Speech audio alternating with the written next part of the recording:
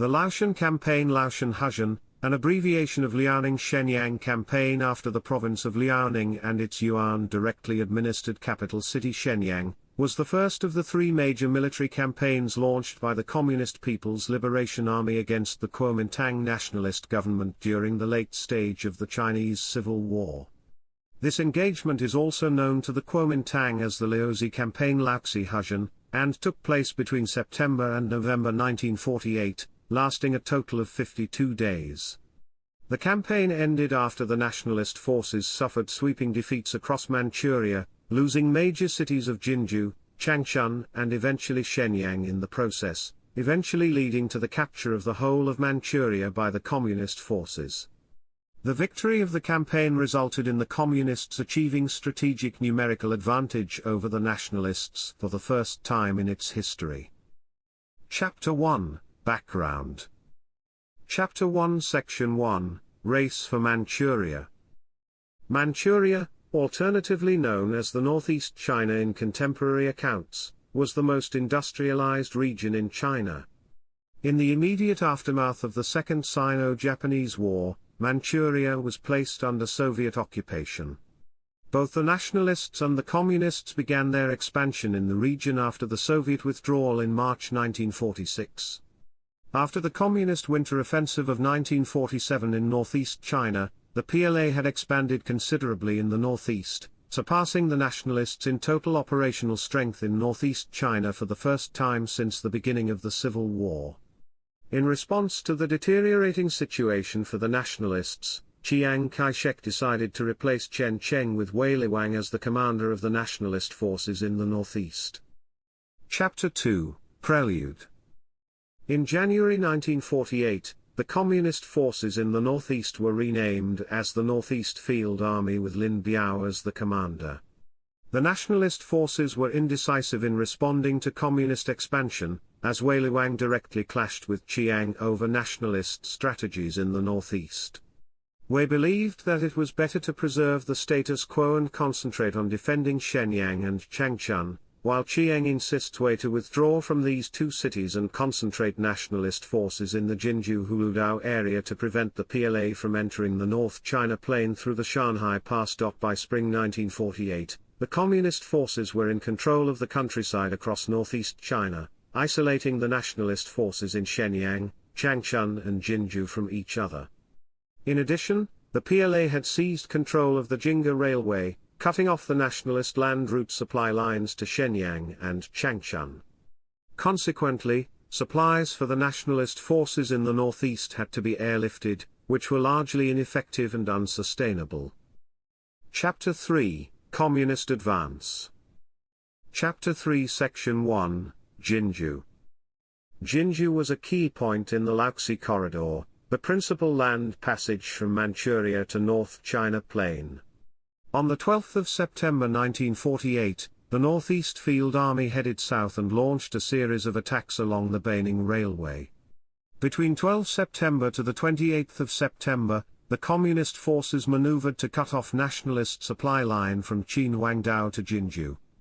By the 28th of September, they had captured Huìzhàn, Changli, Taishan, and Yixian, controlling the area between Jinzhou and Qinhuangdao, effectively isolating Jinzhou. Chiang Kai-shek arrived in Beiping on the 30th of September and held a military conference with Fu Zuoyi.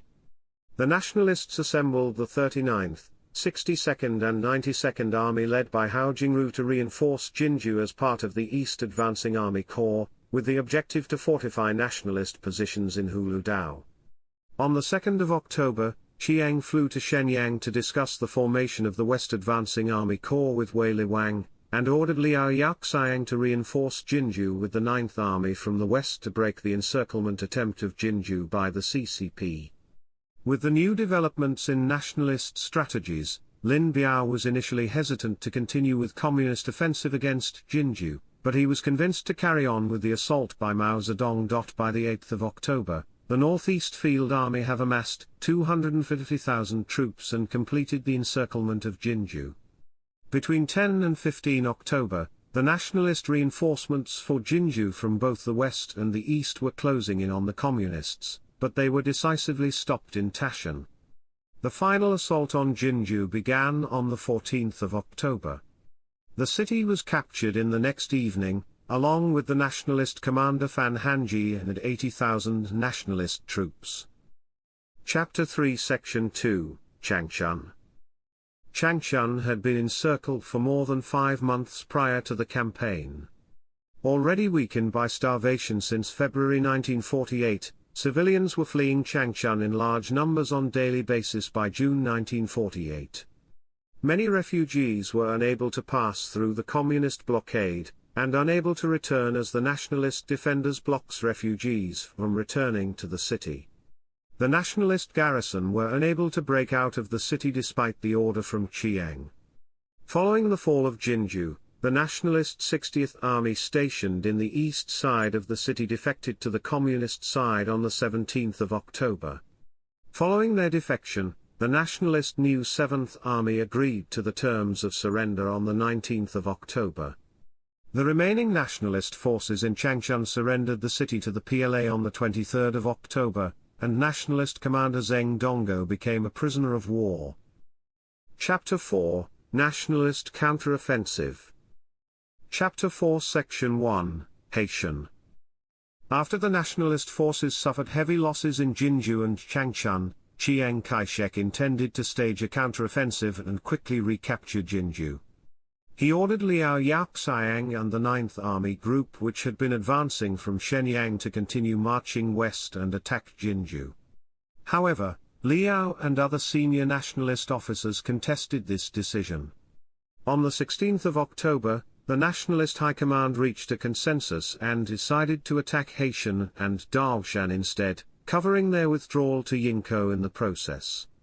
The decision was approved by Chiang, and on the 21st of October the 9th Army Group launched an attack on Huìzhàn. The communist forces successfully defended Huìzhàn and Liaoshan, and the nationalist forces were unable to make any progress.